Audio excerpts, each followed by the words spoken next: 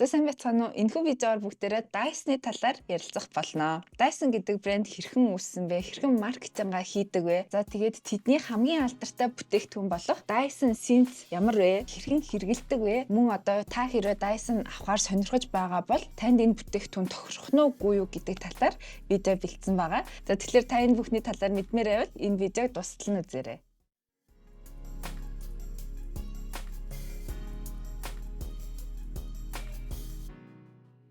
Намайг Ари гэдэг.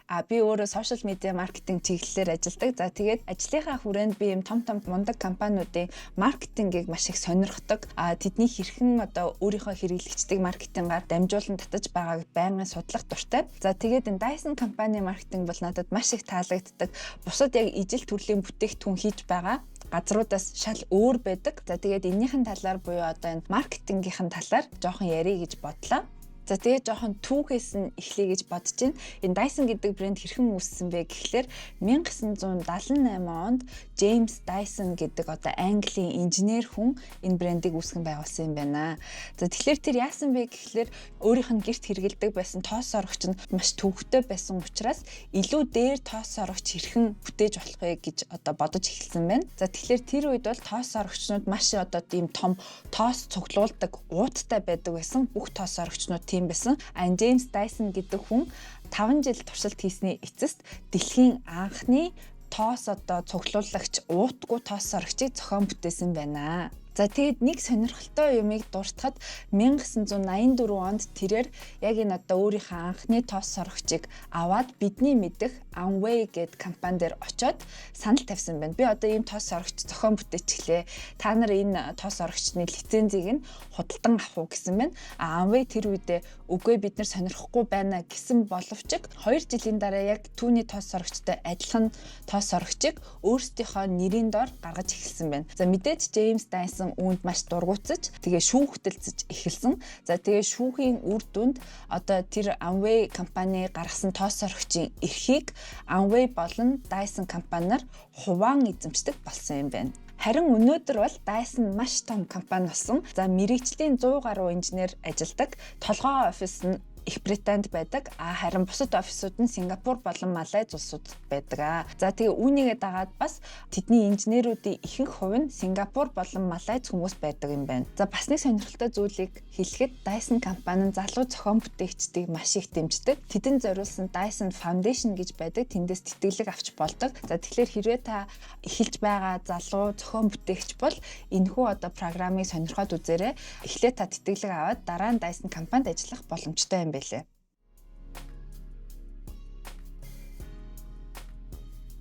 За хэрвээ та Dyson-ы яг аль биесныхын дэлгүүрт орж утсан бол миний юу ярьж байгааг мэдж байгаах.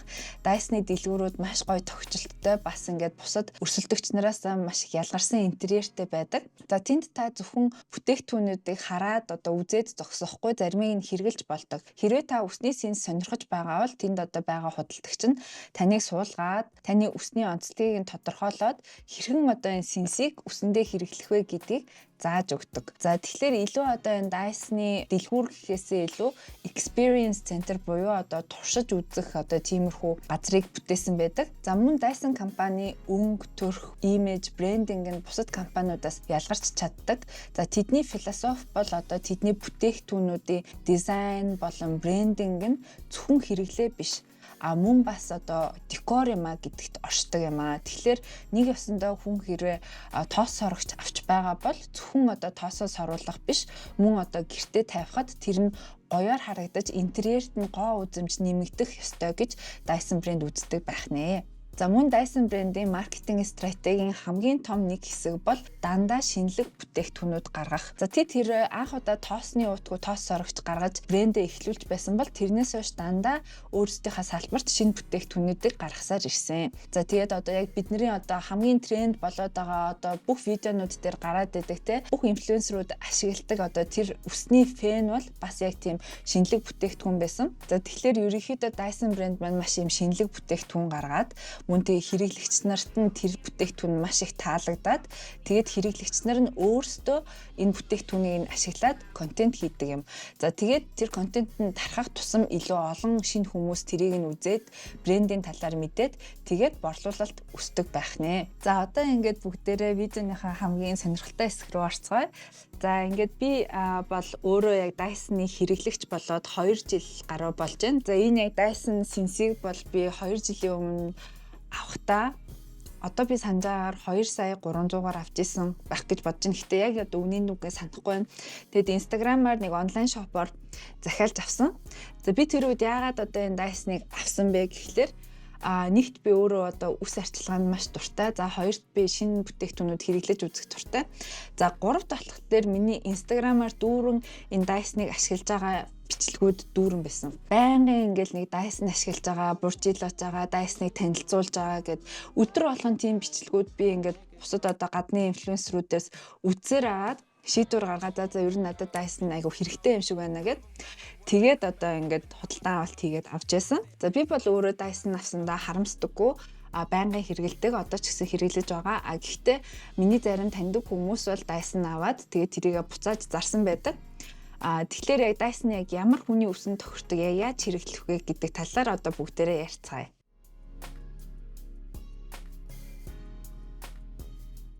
За юу ч гэсэн тэгээд онгоолгоо дотор нь яг ямар байдгийг үзүүлэе гэж бодлоо. За онгоолгоод одоо энэ гол сенс маань энд байна. Энийгээ залгаад одоо эндээс нь үлээдэг гэсэн үг. За энэ бол гол сенс нь. За тэгээд энэ Dyson-тайгаа хамт одоо юм хушуунуудтай ирдэг. Эндээс хушууг нь хэрэг танилцуулах юм бол ийм нэг хушуу байна. За энэ болохоор ерөнхийдөө сенс болж үлээдэг гэсэн үг. Энийгээ ингээд бүгдээрээ эргүүлж болдог. За энэ эргүүлэнгүүд хэрвээ яг иймээрээ үлээх юм бол эндээс нь ингээд агаар гараад сенс шиг ажиллана гэсэн үг. Шууд одоо энэ үгээрээ ингээд үсээ хатааж болно. Хэрвээ агаар гардаг энэ хүндлэн нүхийг нь ийшээ эргүүлэх юм бол бүгдээрээ энэ сенсээ иймэрхүү байдлаар ашиглана. За энэ нь яадаг вэ гэхлээр одоо ингээд ийм арзааччихсан шүү дээ. Өвснүүд ингээд жижиг өвснүүд арзааччихдаг. Тэднийг ингээд арзгарыг нь дардаг гэсэн үг. За тэгээд энэний дараа ийм одоо ийм хөдөлдөг ийм самтай хушуу байдаг. За энэ нь болохоор хэрвээ та урт устай бол энэ сенсээр ингээ үлээхэд маш удаад байвал шууд энүүгээр ингээ самнаад ингээ хатах боломжтой ийм сенсний хушуу байна. Энийг би бас ашигладаг. За ийм сенсний хушуу 2 ширхэг байдаг, нэрээ 2 ширхэг ирдэг. За тэгээд энэ нөгөө нэг алдарт буржилгагч хушуу нь байна. За энэ буржилгагч хушууны хувьд эндээ ингээд 2 юм сумтай байдаг. Энэ сумаа бүгдээрээ тохируулаад агаар аль тийшээ гарах вэ гэдгийг тохируулж болно гэсэн үг. За хэрвээ би ийшээгээ ингээд одоо үсээ ингээд аргашаага байрлалтай ороомор байгаа бол энийг нь энэ аргашаа одоо энэ зүүн гар талын сум руу нь ойртуулна гэсэн үг. За тэгээд энэ буржилгагч хушуу маань ийм нэг хэмжээтэй, тэгээд бас ийм нарийнхан хэмжээтэй ирдэг. За би бол өөртөө дандаа юм томыг нь хэрэгэлдэг. Заримдаа яг одоо илүү удаан байлгамаар байгаа тийм оролт хүсэх юм бол энэ жижигхэн буюу нарийнхны анги хэрэгэлдэг. За тэгээд сүүлийн хушуу бол ийм саман хушуу байдаг. Энэ саман хушууг хийгээд бүгдээрээ өсчөнгүүдэд ингээд ийм самаар буржилгаж оруулах байгаа. Тэгээ дээрээс нь ингээд сенсдтэй шүү дээ. Тэрний үйлдэлийг хослуулсан ийм хушуу гэсэн үг юм. За тэгээд энэ хушуугаар ерөнхийдөө яг одоо юм салонд сенсдүүлсэн юм шиг гоё өөрийнхөө үсийг сенсдэж болдог. За миний хувьд бол би яг энэ хушууг зөвхөн уртлынхаа хэсэг ч юм уу зөвхөн чолк дээр л ашигладаг. Яагаад гэвэл надад яг үүндээ энэ хушууг ашиглах жоох хэцүү байдаг. Би илүү нөгөө нэг ороодог хушуунда илүү дуртай. За тэгэхээр иймэрхүү хушуунуудтай ингээд сенс маань ирдэг байх нэ. За энэхүү сенсийг одоо амжилттайгаар хэрэгжилж байнгын одоо гой сенсцэн үстэй явахын тулд бол 2 зүйлийг анхаарах хэрэгтэй. Тэр нь юу вэ гэхлээр өөрийнхөө үсний онцлог болон мөн үсний тайралт. За хэрвээ таны үс маш шулуун, ерөнхийдөө одоо буржилсан бол тэр нь тогтдоггүй, хэв барьдаггүй бол та Dyson аваад таны үсэнд одоо бас яг одоо энэ сенсцэн эффект нь маш удаан байхгүй байх магадaltaй. Таны үсэнд хэвүүд нь орохгүй байх магадaltaй. Тийм учраас та хэрвээ одоо яг тиймэрхүү төрлийн үстэй тэгээ Dyson авахар сонирхож байгаа бол эхлээд та дэлгүүр дээр нь очиод юм уу эсвэл өөр нэг Dyson-тай хүнээс асууж байгаад өөрийнхөө усан дээр туршиж үзэх хэрэгтэй. Тэгж байд сонголтоо хийгээрэй. За хоёрт болохоор та ингээ байнгын илүү гоё юм сэнссэн гой буржгар үстэй явахыг хүсвэл таны тайралт энд маш хамааралтай байдаг. Ерөнхийдөө Dyson байнгын ашигладаг, байнгын гой ингээд сэнссэн үстэй явдаг хүмүүс бол шаталсан тайралттай байдаг. За тэгэхээр ингээд юм каскадын шаталсан тайралттай хүмүүс болохоор ерөнхийдөө дандаа байнгын Dyson хэрэглэх хэрэгтэй болдог, буржиглах хэрэгтэй болдог. Яагаад гэвэл одоо тиймэрхүү тайралтууд зүгээр натурал байхтаа буюу ямар нэгэн одоо бүтээгдэхүүн хэрэглээгүй, буржиглаагүй байхтаа бол гоё харагддгүй. Тийм учраас та хэрвээ одоо өөрийнхөө өвсөнд тийм тайралт хийлгээд Dyson аваад хэрэглэнэ гэж бодож байгаа бол та өөрийнхөө өвсөнд бас их цаг гаргана гэдгээ бол хүлээн зөвшөөрөх хэрэгтэй.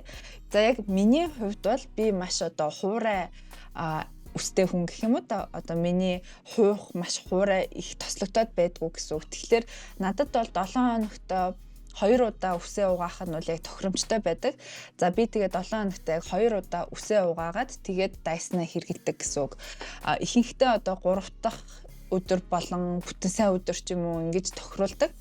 За тэгтээ би болохоор өөрөө 20-30 минутын турш яг үсэндээ зарцуулаад үсээ сэнсддэг.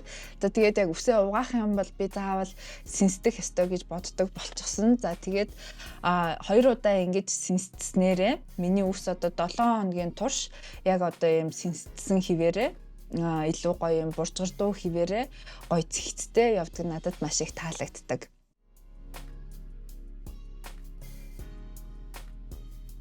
За миний хувьд яг одоо энэ Dyson фэний хамгийн давуу тал бол температураа тохируулж болдог нь маш их таалагддаг.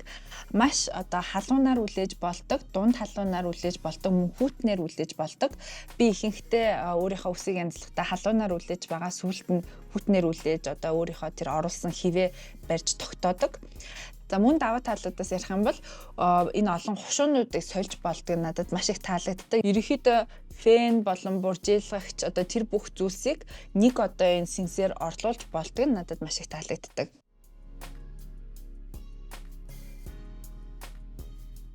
Харин сул талуудаас дурдах юм бол мэдээж үнэтэй үсэндээ яг ийм их хэмжээний мөнгө зарцуулах ёстой юугүй юу гэдэг дээр бол хүн болгон бас санал зөрөлдөх бах. Надад болохоор байнгын одоо үсчинд очоод үсээ сэнсдүүлэх тэр одоо их цаг мөнгийг хэмнэж байгаа юм шиг санагддаг. За тэгээд мөн одоо энэ сэнсээ би аваад 2 жил болж байна. 7 хоногт 2 удаа бол тогтмол баттай ашигладаг. За тэгэхээр удаан явцтай бол бас энэ сэнс маань нэг төрлийн хөрөнгө оруулалт юм гэж бас бодож болох юм аа. За дахиад нэг сул тал дурдах юм бол энэхүү одоо сэнсийг ашиглаж сурах гэж бол маш их цаг ордог. Би бол эхний 1 сар ерөөсөө учрыг олохгүй сайн одоо сэнсээ хэрэглэж чадахгүй байсан. Тэгээд маш олон видеонууд үзээд хүмүүсийн яаж үсээ янзалж байгааг үзээд тэгээд бас өөрийнхөө үсэн дээр туршиж үзээд заримдаа одоо тэр нь гоё болон заримдаа яг ингээ хүснээрээ сэнстэд яваад идэг гэсэн. Тэгээд нэг мэдхэд одоо өөрийнхөө арга барилтаа болцсон байдаг гэсэн. Тэгээ миний үсэнд яг ямар бүтээгдэхүүн түрхээд яаж ороовол хэрхэн одоо яг миний хүссэн шиг гоё сэнсдэж болдог вэ гэдгийг бол ойлгосон. Тэгэхээр та одоо хэрвээ Dyson авах уу яах уу гэж бодож байгаа бол эхлээд одоо суралцахын тулд 1-2 сар орно шүү гэдэгт бол бэлтгэлтэй байгаарай гэж хэлмээр байна. За тэгээд энэ фэний бас нэг миний хувьд одоо сул тал нь бол энэхүү одоо энэ утас нь надад маш хүнд санагддаг. Яагаад вэ гэвэл би одоо ингээд үсээ оронгоо маш их ингэж одоо дээшээ ингэж гараараа барьдаг фэнэ. Тэгтэл ингээ утас нь ер нь сүүл рүүгээ хүнд санагдаад 20 минутын дараа гэхэд гар бол маш өвдсөн байдаг. Удаан хугацаанд өөрийнхөө үсийг янзлаад ингээ барихад бол энэ утаснууд бол маш хүнд шүү гэдгийг бас сануулж хэлмээр байна.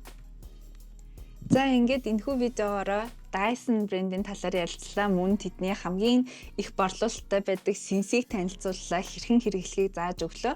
Хэрвээ танд энэ видео таалагдсан бол лайк дараарай, мөн subscribe хийгээрэй. За мөн тэгээ дараагийн видеоор та ямар брендийн үүсэл хөгжил, маркетинг болон бестселлер бүтээгдэхүүнүүдийн талаар мэдмээр байна. Яг доор комментээр оруулаарай. Баяртай.